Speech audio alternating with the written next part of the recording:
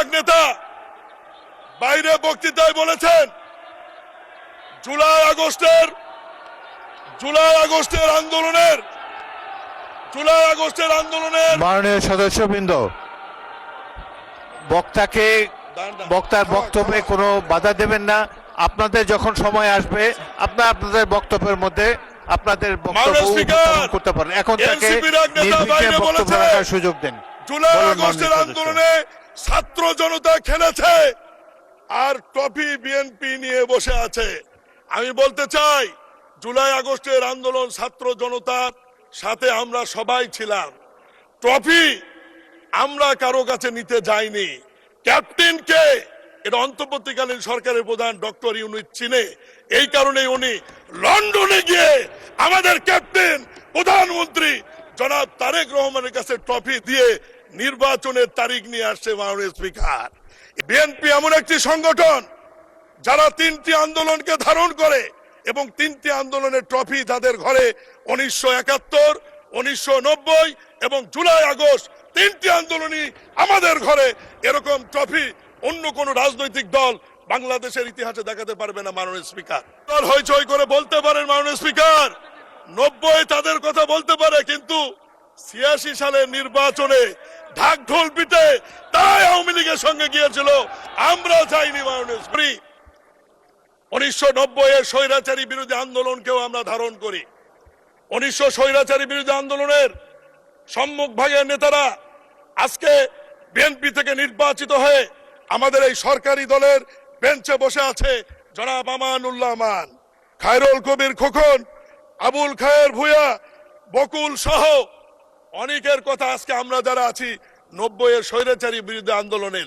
এখন যদি আমরা বলি বিরোধী দলের বেঞ্চে কি এরকম আছে, ওনারাও দাঁড়িয়ে বলতে পারে, কিন্তু তাদের নাম কিন্তু ইতিহাসে আলোচনায় নাই। আজকে বিএনপি এমন একটি সংগঠন যারা 3টি আন্দোলনকে ধারণ করে এবং 3টি আন্দোলনের ট্রফি তাদের ঘরে 1971, 1990 এবং জুলাই আগস্ট 3টি আন্দোলনই আমাদের ঘরে। এরকম ট্রফি অন্য কোন রাজনৈতিক দল বাংলাদেশের ইতিহাসে দেখাতে পারবে না। মাননীয় স্পিকার, আজকে যদি আওয়ামী লীগের কথা বলি, আওয়ামী লীগ 71 বলতে পারবে, 90 বলতে পারবে, জুলাই আগস্টের ট্রফি কিন্তু তাদের ঘরে নাই। আজকে বিরোধী দলের বন্ধুরা জুলাই আগস্ট বলতে পারবে, 71 এবং 90 এর ট্রফি কিন্তু তাদের ঘরে নাই। একমাত্র দল বিএনপি যাদের ঘরে 1971, 1990, জুলাই আগস্ট 3টি ট্রফি আমাদের ঘরে রয়েছে। এবং বিরোধী দল হইচই করে বলতে পারেন মাননীয় স্পিকার 90 তাদের কথা বলতে পারে, কিন্তু 86 সালের নির্বাচনে ঢাক ঢোল পিটে তাই আওয়ামী লীগের সঙ্গে গিয়েছিল, আমরা যাইনি। মাননীয় স্পিকার, আজকে মাননীয় স্পিকার আজকে এনসিপির এক নেতা বাইরে বক্তৃতায় বলেছেন জুলাই আগস্টের আন্দোলনের মাননীয় সদস্যবৃন্দ, বক্তার বক্তব্যে কোনো বাধা দেবেন না। আপনাদের যখন সময় আসবে আপনাদের বক্তব্যের মধ্যে আপনাদের বক্তব্য উপস্থাপন করতে পারেন। এখন তাকে নির্বিঘ্নে বক্তব্য রাখার সুযোগ দেন।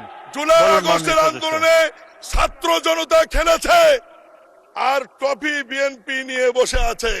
আমি বলতে চাই জুলাই আগস্টের আন্দোলন ছাত্র জনতার সাথে আমরা সবাই ছিলাম। ট্রফি আমরা কারো কাছে নিতে যাইনি। ক্যাপ্টেনকে এটা অন্তর্বর্তীকালীন সরকারের প্রধান ডক্টর ইউনূস চিনে, এই কারণে উনি লন্ডনে গিয়ে আমাদের ক্যাপ্টেন প্রধানমন্ত্রী জনাব তারেক রহমানের কাছে ট্রফি দিয়ে নির্বাচনের তারিখ নিয়ে আসছে। মাননীয় স্পিকার, এতেই প্রমাণিত হয় ছাত্র জনতার আন্দোলনের নেতৃত্বের মূল ভূমিকা কোন দলের ছিল, কোন নেতার ছিল।